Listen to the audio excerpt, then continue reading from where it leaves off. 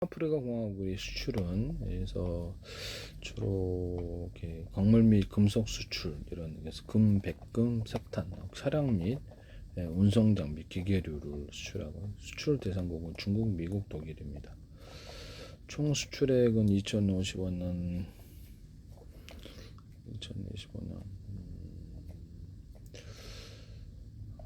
광업 부분이 전체 GDP 6.2%, 주요 수출 기업 전체 수출의 25%를 담당했다. 이렇게 금, 백금, 기금속과 석탄, 철광석의 광물 수출이 큰 비중을 차지하며 남아공 수출 핵심 동력이다. 차량 및 운송 장비, 공업 제품의 주요 수출 품목. 남아공 아프리카들 수출이 관문 역할을 하는 중요한 경제 허브다. 그래서 아직은 그 경제 규모가 그렇게 크지 않은데요. BMI 보고서 남아공 인프라 건설 산업 시장 규모는 2024년 1,557억 랜드, 약 87억 9,400만 달러. 2034년에는 2,361억 랜드, 133억 5천만 3,500만 달러로 성장할 것이다. 인프라 산업 정보. 남아공의 주요 수출 대상국은 중국, 미국, 독일, 일본, 인도 이렇게 되겠습니다. 보츠와나, 나미아나, 나미비아, 한국은 2.1% 비중 이렇게. 총 수출액은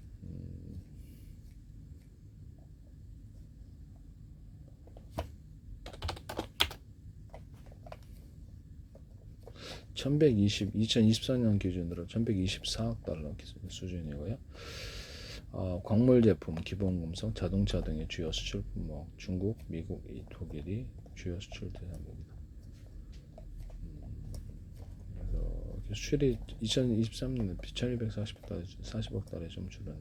광물 자원 의존도가 높다고 그러는데요. 기본 금속 및 제품, 차량 및 항공기 부품, 기계류, 화학물질, 채소 등. 총 수입 규모를 볼게요.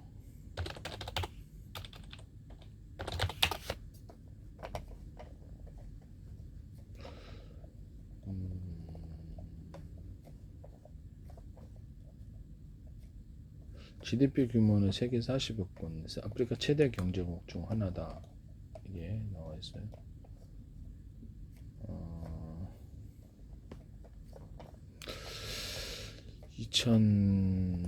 광업 정보는 2023년 기준으로 해서 세계적으로 매우 가치가 높은 자원으로 이렇게 평가되는데, 플래티넘 그룹 금속과 망간이 세계 최대 매장량, 금, 다이아몬드, 크롬, 바다늄 주요 광물 자원이 풍부하다.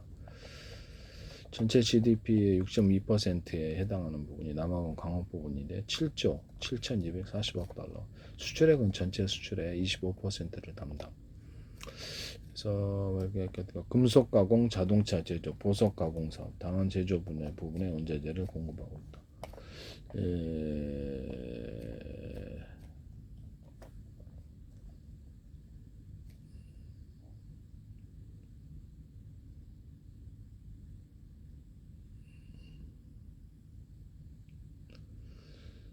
채굴된 원광을 재련, 정제, 가공 단계 미드스트림. 그 다음에 철강성은 철강으로, 크롬은 페로크롬으로, 백금적 금속은 산업용 촉매나 수소 연료전지 부품으로, 원자재를 산업용 재료 형태로 가공한다. 가공된 화물장을 활용해서 완제품이나 부품을 제조하는 산업. 그래서 백금적 금속 촉매나 철강을 이용하는 자동차 산업, 금이나 망간으로 만든 회로기판이 있으면 전자전기 산업, 금, 백금, 다이아몬드는 고속 가공 산업, 수소연료전 등을 사용하는 개성에너지 산업 이렇게 되어 있습니다. 다운스트림은 업스트림은 광물 자원 탐사, 개발, 채굴 단계, 업스트림, 미드스트림, 다운스트림 이렇게 되어 있는데. 광물의 법적 소유권은 정부고요.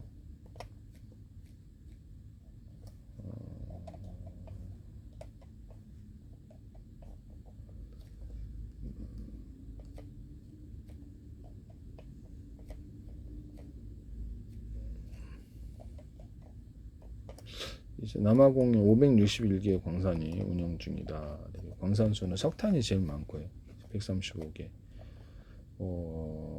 다이아몬드, 철광석, 망간, 크롬, 크롬 같은데 구리는 광산수가 7개네. 그거 많지 않네. 우라늄, 바다늄, 히토류 광물, 리튬의 광산수가 3개고요. 에메랄드 뭐 이렇게 있네요. 구리가 광산수가 7개 운영 중. 총 광산수 7개인데 운영 중인 것은 2개, 개발 단계는 5개. 철광석이 광산수가 23개, 운영 중인 게 6개, 개발 단계가 있는 거 17개. 망간이 총 광산수 19개, 운영 중 11개, 개발 단계 8개. 우라늄이 총 광산수 7개, 운영 중 1개, 6개는 개발 단계. 석탄이 135개, 그 다음에 운영 중은 61개, 74개는 개발 중. 이렇게 나와 있습니다. 남아공 전기차 배터리 연료제 반도체에서 한국 주요 산업의 필수적인 광물에서 하는 중요한 공급망이다. 이렇게 한국은 핵심 광물 공급망 다변화 전략이 필요한 상황이다. 이렇게 해서 남아공과 협력 강화에 도움이 될 것으로 보인다. 이렇게 해서 중국에 대한 광물 수입 의존도를 다른 데로 좀 다변화해야 된다. 이렇게 나와 있어요. 남아공 광산 기업들은 매우 폐쇄적이기 때문에 연락이 쉽지 않아서 이렇게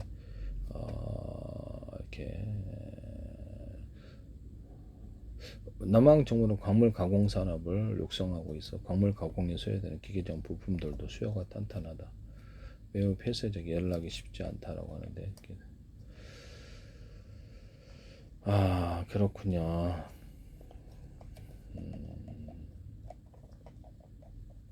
남아공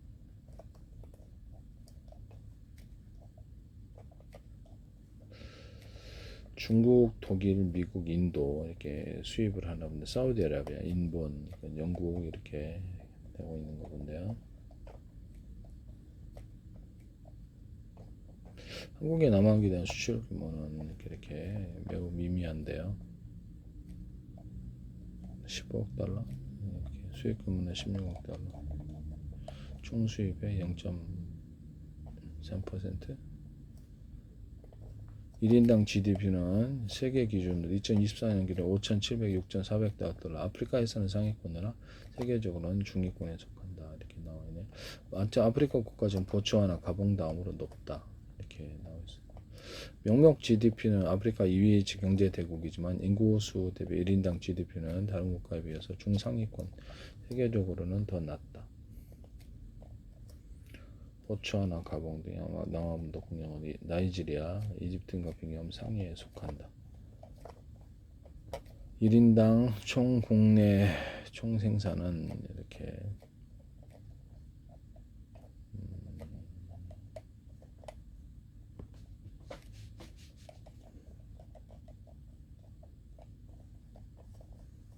남아공에 있어서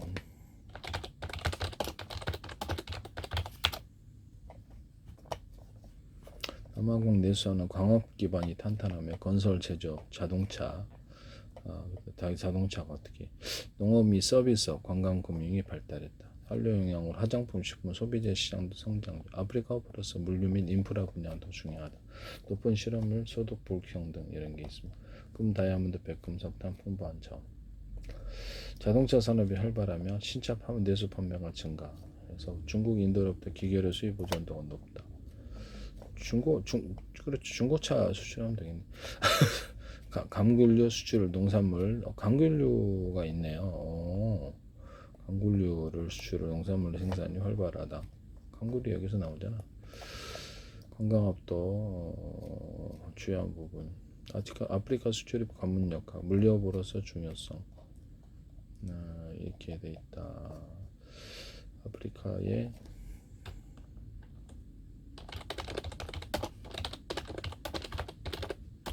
건설 현황, 아프리카 인프라 건설 현황. 아프리카 인프라만 좀 되면은 여기서 물류가 좀 개선이 되면은 아프리카에 인구수가 많으니까 싸게 여기서 그 제품을 여기서 생산해서 할 수 있을 텐데요. 인프라가 전혀 안 되는 상황입니다. 디지털 인프라, 스마트 시티 국주가 데이터 센터, 디지털 인프라 구축 수요도 증가하고 있다는데요. 도로망 확출이 활발하고 이디오피아 등의 도로 건설이 주요 과제다. 제가 보기에는 철도가 더 중요한 것 같은데 물류에는 철도만큼 확실한 게 없습니다. 그렇죠. 깨끗한 물과 위생시설 부족이 GDP에 큰 영향, 인프라 투자가 시급하다. 중국의 1대1로 프로젝트, 한국 기업들의 진출이 활발하다. 미국 여러 대학과에 참여한다. 그래서 연간 1천억 달러 이상 막대한 인프라 금융 소비가 수요가 존재한다. 사하라 이남 지역과 북부 아프리카 인프라 수준 격차가 크다.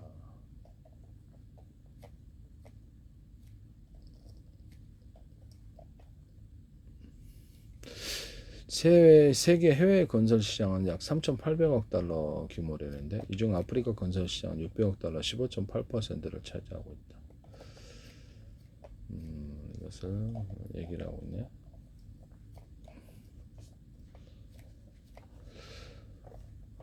전력망도 제대로 돼 있지 않아서 여기서 지금 가기가 좀 근데 아프리카는 제가 보기엔 태양에너지나 풍력이 바람이 해안을 좀 끼고 있는 데는 바람도 괜찮지 않나 싶네요. 그걸 통해서 풍력 플러스 바람이 좀 괜찮으면 풍력 플러스 태양광으로 이렇게 전력을 생산하는 식으로 들어가면 괜찮지 않을까라는 생각이 드는데요.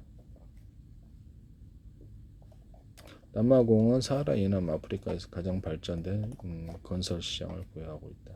나이지리아에 이어서 두 번째 규모고요. 그래서 이런 것들을 보면 아프리카에는 이런 것이 좀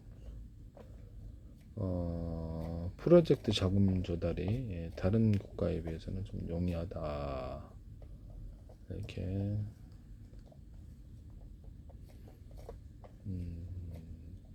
전력 생산은 제가 보면 태양광이 짱이고 해안을 끼고 있는 데는 풍력 발전까지 같이 할 수 있으며 여기를 통해서 지금 철도 건설이 제일 중요하다고 생각하는데 철도 플러스 물을 갖다가 끌어들일 수 있는 1m, 2m 폭 또는 5m 폭 이렇게 쭉 이렇게 콘크리트로 해가지고 아프리카 전역에 건설하면 꽤 괜찮을 것이다. 농업 부분과 더불어서 가축 생산이라든지 가축이라든지 거기서 어떤 나무들이라든지 키우가 풀 같은 거 그래서 관광에도 도움이 되겠는데 제가 보면 그게 더 가장 중요한 게 아닌가 싶네요.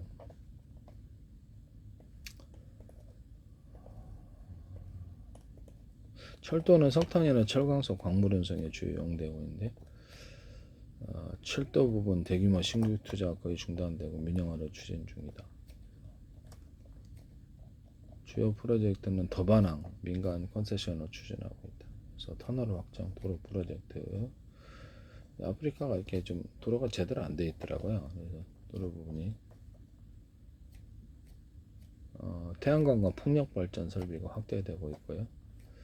경쟁적 어떤 전력 시장이 구축되고 태양광 모듈 현지화 기준이 완화돼 수입이 급증했다. 민간 발전 프로젝트 라이센스 100메가와트 이상 허용되는 제한 설비.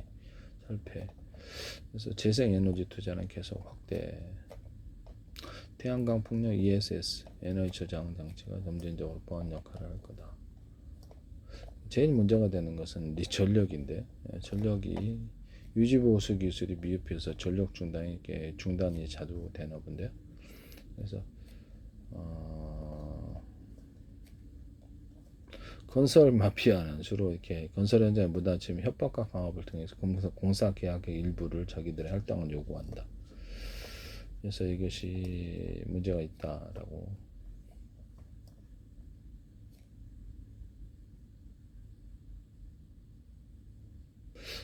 대표적인 중국에서 이렇게 참여하고 있는데요. 중국에서 이렇게 교량, 철도, 항만, 복합 인프라 프로젝트를 이렇게 교통 인프라 사업에 참여하고 있다. 남아공 교량 건설 이런 것들을 하고 있는데요. 스페인 기업이 재생에너지, 상하수도 인프라 분야 사업을 전개하고 있다. 아프리카에서 가장 발전한 건설 시장, 성숙한 금융 시스템, 물류 연결 허브 레시리즈 기점, 교통 물류 인프라 개선 수요, 에너지 인프라의 정부의 관심. 항만을 만들곤 하더라도 수출 자체가 그렇게 크지 않기 때문에 약간 그 광물 자원 중심으로 하고 자동차도 꽤 성장한 것 같은데 제일 중요한 것은 농업 부분이네요. 그래서 아프리카 전역에 물길을 이렇게 터서 물이 흘러가고 그에 따라서 농업에 종사를 하면 꽤 괜찮을 것 같은데요. 농업에 종사를 해가지고 물만 괜찮으면 이모작 삼모작 이렇게 식량 생산에 도움이 되거나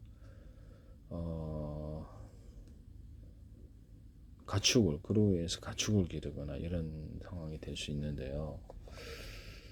이렇게 되면 숲을 조성한다든지 이렇게 나무를 심는다든지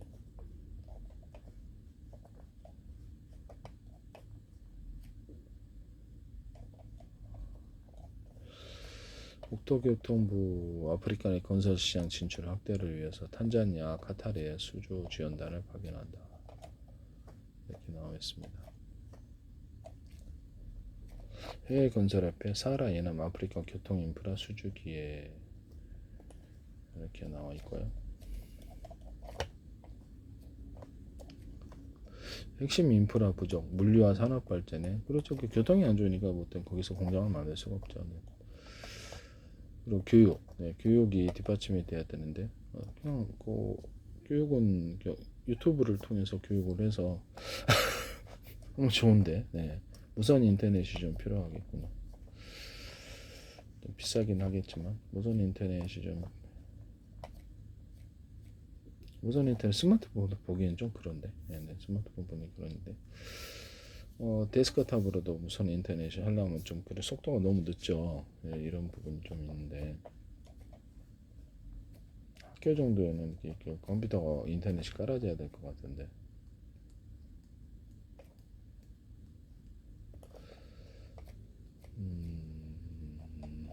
이것을 남아프리카 공화국의 주요 20개국 정상회 의장국 역할을 수행한다.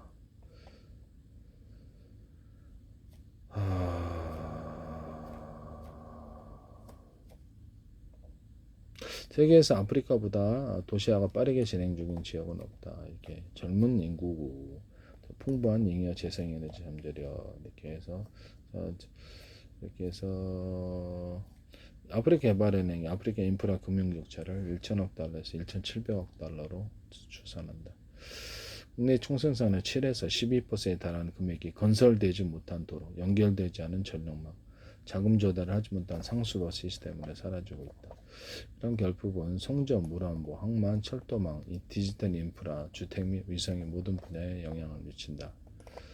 기반 시설이 없으면 산업화는 지연되는 고질적으로 물이 없는데 산업화가 되겠어요? 물이 없는데 공장을 할래도 물은 필수적입니다. 그래서 물길을 아프리카 전역에 1m, 2m, 5m 좀 많이 필요한 곳은 그래서 콘크리트로 벽돌에다 콘크리트 발라고 쭉 이렇게 해서 빠르게 건설할 수 있습니다. 이게 제일 중요한 것 같아요.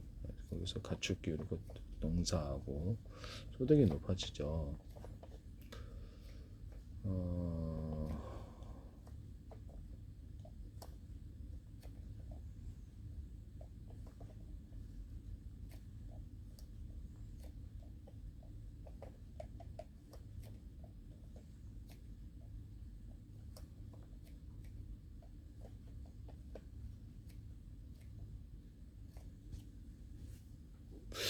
지난 20년 동안 중국은 아프리카 양자간 자본 조달에 가장 큰 비중을 차지하는 채권국이 되었다. 중국만이 조건을 제시했다. 이렇게 서양 자본들에게 발길을 돌렸다. 아프리카 국가들은 인프라를 구축할 자금이 절실했다. 국제 자본시장에 접근할 수 없고요. 국가 대출 연체 대거 철수했다. 돈을 못 받을 거라고 생각해요. 그래서 이들이 이제 거부를 했다라는 거죠. 인프라가 중국이 들어오고 나서 건설했는데 한국건설, 철도가 철로가 넓고 발전소가 가동됐다. 수십 년 동안 자금을 받지 못할 프로젝트 몇 년 만에 완성됐다. 중국 정책은행들은 굉장히 가입 차입 조건, 높은 이자율, 짧은 만기, 에스크로 계좌에 보관된 국유자산에 대한 권리를 중국 채권자에게 부여하는 담보 여건, 담보를 요구한다라는 거죠. 그래서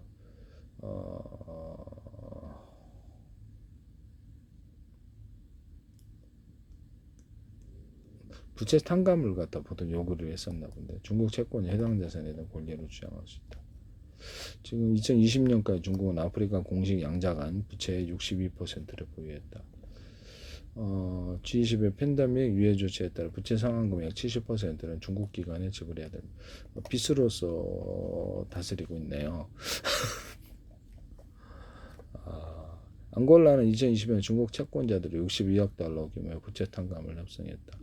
그렇죠. 이게 돈을 못 받으니까 빌려주질 않는다 이거죠. 그래서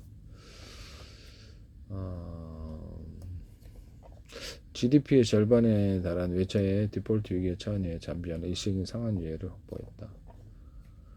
중국 대출 기관들이 이렇게 일반적인 채권기에 행사할 수 없는 담보권을 가지고 있다. 프로젝트 대학은 전형적으로 중국 건설사, 중국인 노동력, 중국산 자재 사용을 요구한다. 그래서 인프라 투자가 현재 경제에도 큰 도움이 안 된다라고 합니다만 어쨌든 인프라는 만들어지니까요. 아프리카가 중국 자금을 선택한 최선이라서 유일하게 이용할 수 있어 다른 데는 돈을 띄니까 그렇게 돈을 빌려줄 수 없었나 본데요. 빌려줄 때는 확실하게 좀 이렇게 아프리카에는 제가 보니 철도가 필요해요. 철도가 필요한데 철도는 정확하죠. 정확한데 도로가 너무 안 좋더라고요.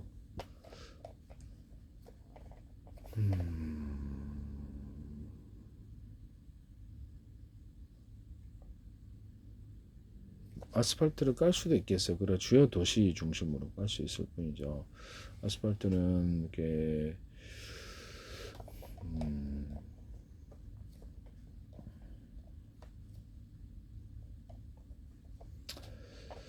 동아프리카의 항만 현대화 수요 있어. 에디오파의 부상한 리튬 부문, 그다음에 콩고 민주공화국 코발트 매장량은 한국의 배터리 제조 전문성과 연결된다.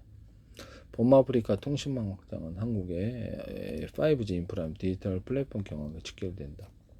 이렇게 되어 있습니다. 어쨌든 아프리카는 그럼에도 불구하고 성장하고 있습니다.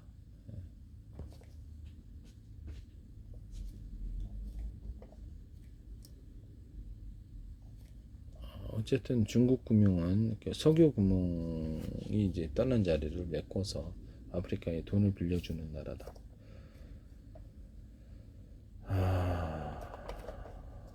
아프리카는 중국에 많은 빚을 지고 있다. 그러네요. 네네. 그렇게 되어 있습니다.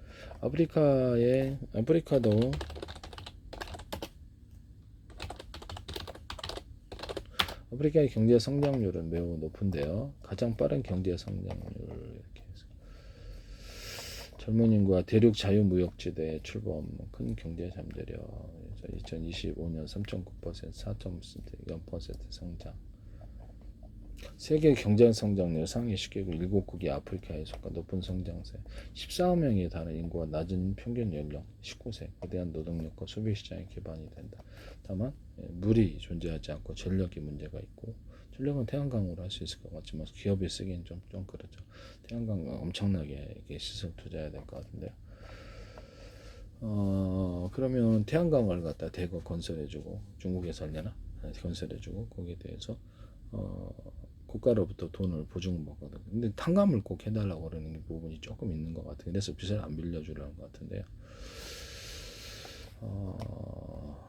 공장을 거기서 만들어도 이렇게 철도 같은 것이 있어 항만으로 딱 들고 가야 될 텐데 이 부분이 조금 끝까지 또 노동력이 가려고 하지는 않죠. 그럼 거기 있는 노동력을 교육을 시켜야 되거든요. 나이지리아 2020년 약 4.5% 성장 전망, 케냐 2024년 4.7% 성장, 카보베르데 2024년 7.3% 성장 기록. 예, 이렇게 되어 있습니다. 연간 경제성장 연간 4% 이상 속수. 아프리카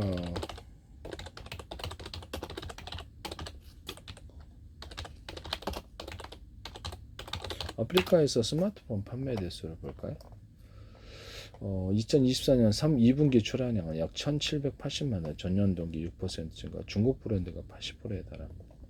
예. 트랜션과 같은 저가 모델이 삼성전자도 중고 삼성전자 중고차 전략으로 성장하고 있다.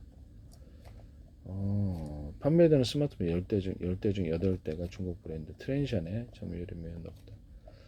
삼성전자 아프리카 시장의 점유율 2위에서 피처폰 사용자가 여전히 많다. 46%. 스마트폰으로 전환 수요가 크다. 사하라 서부 아프리카 지역의 보급률이 빠르게 상승. 아프리카 시장 가격에 민감하기 때문에 저가 스마트폰 소득이 뒤받치면 안 되기 때문에 그런 것 같아요. 저가 스마트폰 $100 미만 모두 판매 층이 두드러진다. 이렇게 되어 있습니다.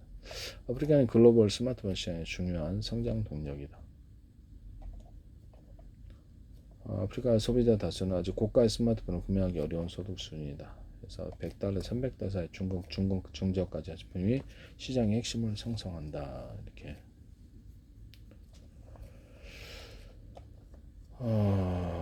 그렇군요.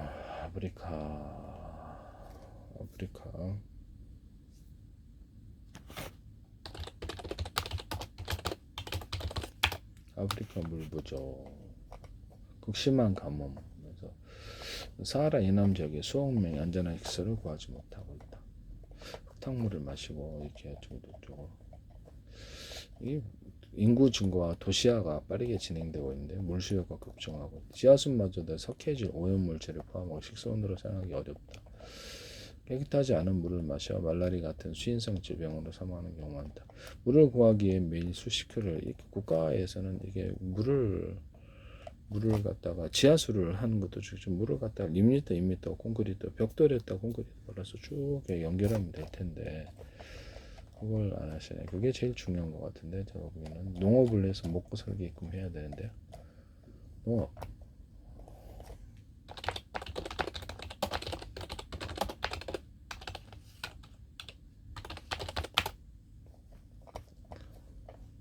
남아프리카 공화국도 만성적인 물 부족, 도시와 인구 증가로 물 수요가 급증하고 있다. 지하수 고갈, 강의 과도한 이용, 지속 가능. 해수 담소화가 필요하나?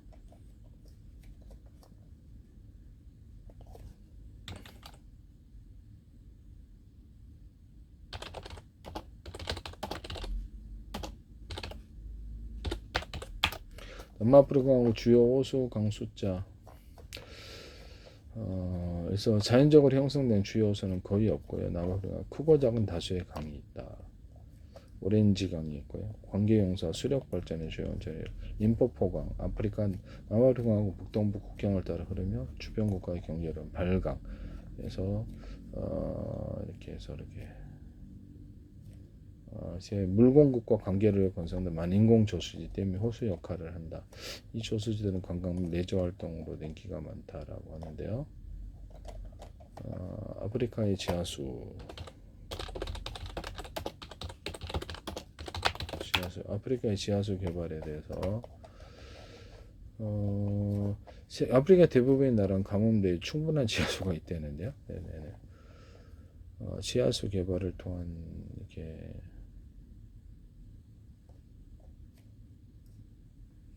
충분한 정도의 지하수가 있답니다. 지하수를 파는 게 현실적으로 나을 것 같은데 지하수를 농업에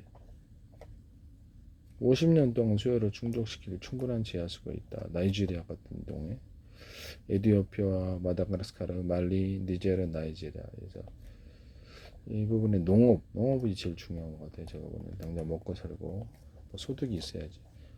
가축을 기르고 이를 기반으로 해가지고 물이 좀 이게 들어가게 되면 거기서 이렇게 공장을 만들 수가 있지 않습니까? 네네. 여기서 태양광을 건설하고 태양광이 제일 중요하겠네요. 사하라 사막이나 남아프리카의 농경지 중 3%만이 관계시설을 갖추고 지하수가 종종 해당 지역에 풍부하죠. 해당 지역의 5%만이 지하수를 사용하고 있다. 이게 돈이 이게 부족해서 그런가요? 일단 지하수는 어느 정도 풍부한데 이 부분이 안 되고 있어요.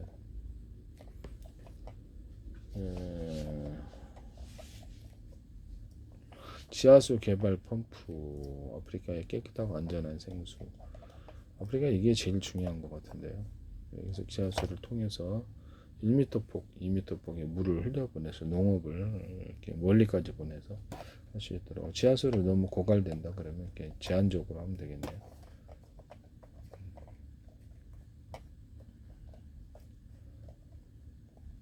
이런 것을 물 살균할 때 이런 돋보기 같은 것을 오목한 물 파거나 해서 광을 집중시켜서 물을 끓이는 식으로 해서 살균할 수 있습니다. 그다음에 이런 부직포망, 간단한 부직포망으로도 이렇게 한 2장 부직포망을 적절로 공급하여서 물을 걸러낼 수 있습니다. 그리고 끓이면 되거든요. 끓일 때 다른 자원이 부족하다면 이렇게 끓이거나 물에게 태양광으로 끓이죠. 돋보기 같은 거는 방송국 반사판처럼 해갖고 끓이거나 이런 부분이 중요하다라고 생각이 드네요.